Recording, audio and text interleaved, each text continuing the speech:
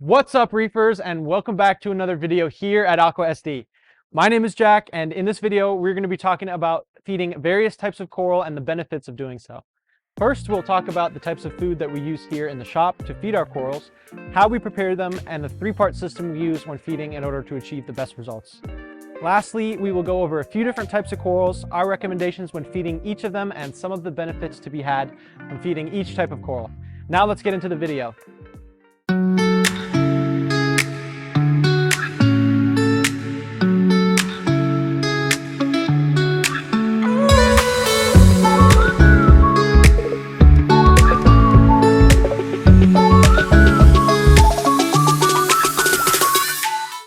Although most types of corals are photosynthetic, there are many benefits to be had from feeding corals, such as faster growth, better colors, and increased immune strength.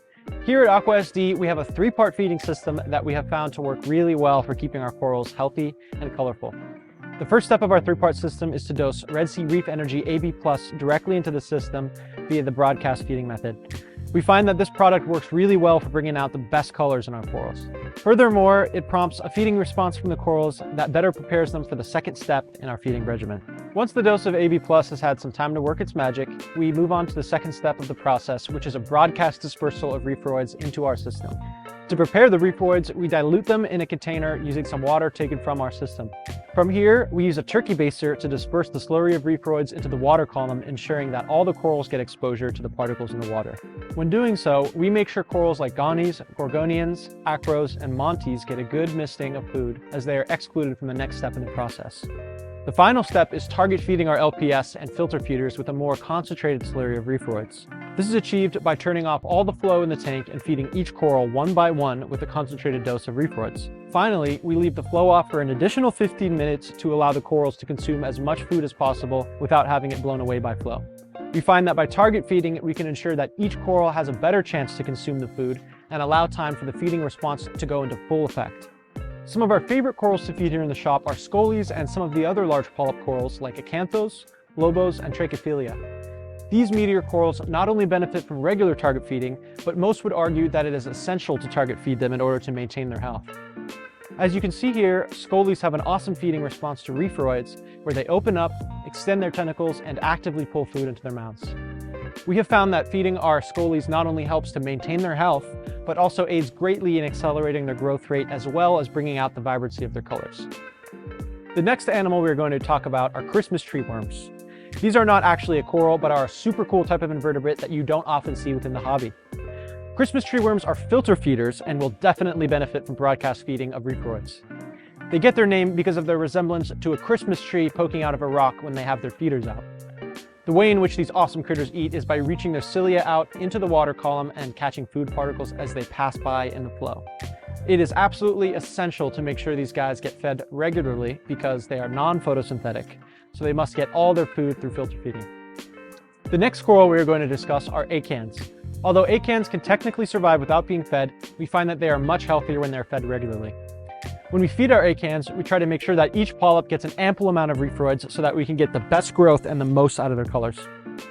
Much like the Scolymia we showed you earlier, you can see that Acans have an obvious feeding response in which they really open up and pull food into their mouths.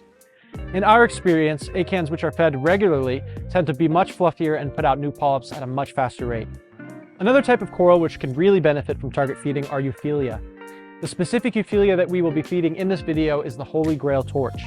Like many of the corals already mentioned in this video, torches don't necessarily need to be fed, but in our experience, they grow much faster and color up much better when they are fed regularly. Unlike some of the meteor corals, torches don't open up in the same manner when receiving food, but instead create a slime coat, which they can then use to pull the food particles into their mouths. After feeding, they may close up for a little while, but with time, will open right back up and get back to their full extension. The next coral on our list is Acropora. Some people will argue that acros don't benefit from feeding, but in our experience, we find that acros which are fed tend to grow faster and exhibit more color.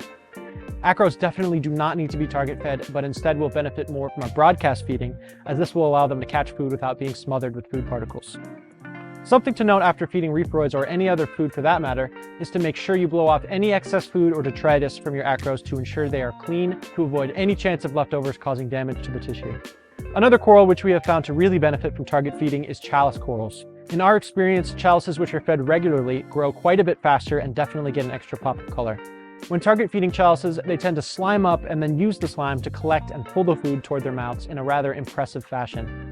Once you notice that the chalice is no longer pulling any food into its mouths, it is good to blow the excess food off the chalice to ensure none of it is able to rest and decay on the coral. The final coral we are going to feed today is this mushroom. Mushrooms are another coral that may not need to be fed, but we have found that they can definitely benefit from being fed regularly. When target feeding mushrooms, less is more. What I mean by this is that you don't want a thick slurry like some of the other corals in this video, but instead a nice mist of Reef Roids that can rest on the mushroom. The reason for this is that they will eat, but tend not to consume a large amount of food during any given feeding, and any excess food will simply go to waste in the tank. When feeding, mushrooms often pull particles into their mouths, and some will even close up around the food to bring it in closer to their mouths. When the mushroom appears to be finished eating, make sure to blow away any food to avoid decaying food that might create bacterial issues on the mushroom. All right, that covers everything for this episode, and we hope you enjoyed learning a little bit more about feeding corals. If you like this video and want to see more videos like this, give this video a like and hit that subscribe button. We want to know what you recommend when feeding your corals, so leave a comment below and let us know. Also, if you missed any of our previous videos, check out the links on the screen and give them a watch. Until next time, happy reefing and see you soon.